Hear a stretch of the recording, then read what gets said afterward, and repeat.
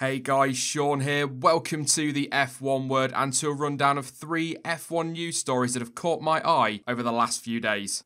Kicking us off, and Ferrari team boss Mattia Binotto has said that he's happy with Charles Leclerc's display at the Australian Grand Prix and praised his ability to be a team player. Leclerc finished 5th on his Ferrari debut, just behind teammate Sebastian Vettel, after the team had implemented team orders asking the youngster to hold position, which of course he did. Binotto also explained that Leclerc was working hard behind the scenes not only to push himself, but also to push the engineers to improve. When asked by motorsport.com to review his first weekend with the Scuderia, Binotto said, I'm happy the way he's behaving as a team player. Not only as a driver, he's very helpful for the team. He is very involved trying to do his best, pushing the engineers hard to try to get them to improve themselves and to have a better car. If we judge his entire weekend, it's a pretty strong one. His quali wasn't perfect, he's aware of it. But I think he drove well also in Q1, Q2. Maybe not perfect in Q3, but generally speaking, he had a good weekend. His second stint was also performing well. I'm happy with the way he's approaching the first race, and it's a good starting point.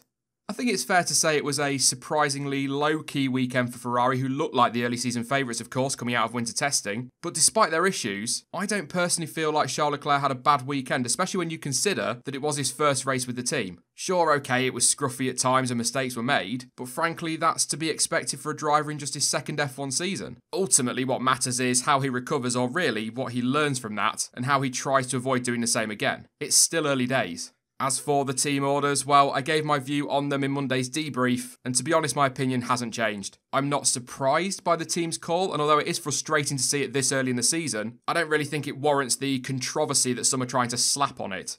A few of you also made some interesting points in the comment section to that video, sort of taking the view that if Ferrari did have reliability issues as is rumoured, or if they did mess up Vettel's strategy, perhaps they felt that it would be, for the want of a better term, unfair to allow Leclerc past. Maybe, I'm not so sure, but do let me know what you think about that in the comment section to this video. As I've already said though, it's not great that we've seen team orders implemented at the first race of the season, but it's a team sport, and they have been around since pretty much day one. And to be fair to Ferrari, they did say back in February that they would give Vettel priority if they felt it was required.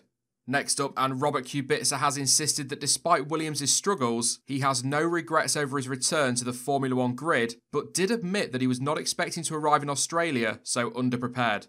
It was a difficult weekend for Kubica. He hit the wall on pit entry during practice, clipped the wall in qualifying resulting in a puncture, and the Williams was, well, dire, quite frankly. In Q1 he was 4 seconds off the pace, although he didn't get another run in due to that mistake, and in the race finished 3 laps behind the leader, albeit with a damaged car after contact on lap 1.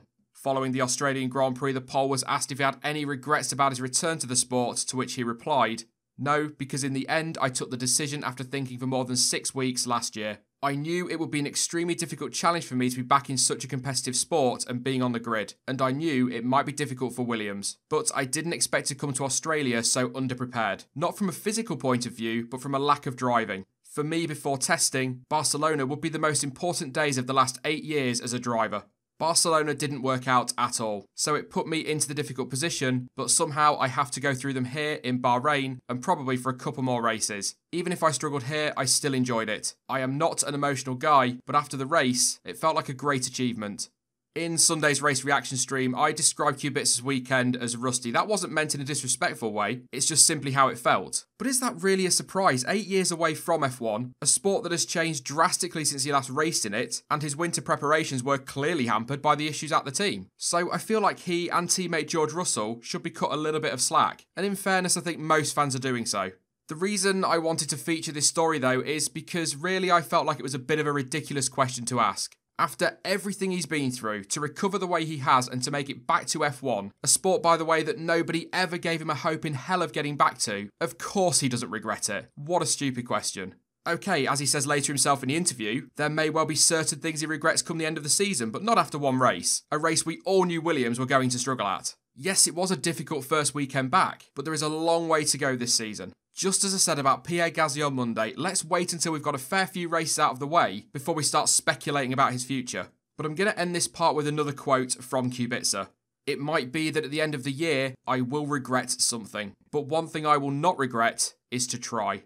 And finally, Ross Brawn has said that he's encouraged by the sport's new aerodynamic regulations and believes that they have improved overtaking opportunities and allowed cars to get much closer.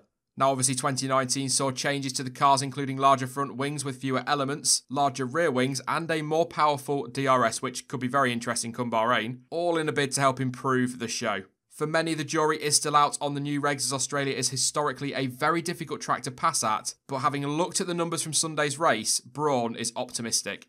Judging by the number of passing moves in the race, 14 this year, 6 without DRS, compared to 3 in 2018, the initial signs are encouraging, especially as apart from the actual overtakes, we saw some thrilling battles. Clearly, those weren't all down to the new aerodynamics, as the performance of the midfield teams especially has closed up dramatically. However, several drivers said that the cars felt more neutral when following another when compared to previous years.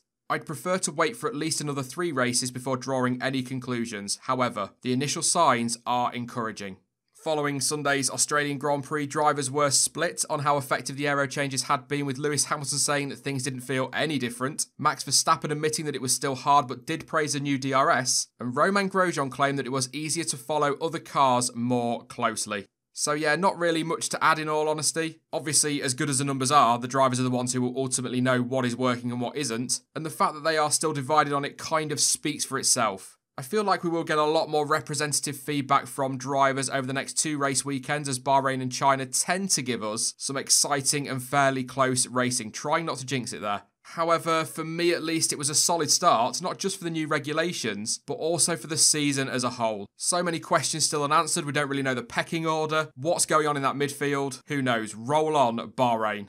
That is it for this week's rundown then, and in the comments section down below, don't forget to let me know your thoughts on Ferrari's team orders or indeed on any of the news stories featured today.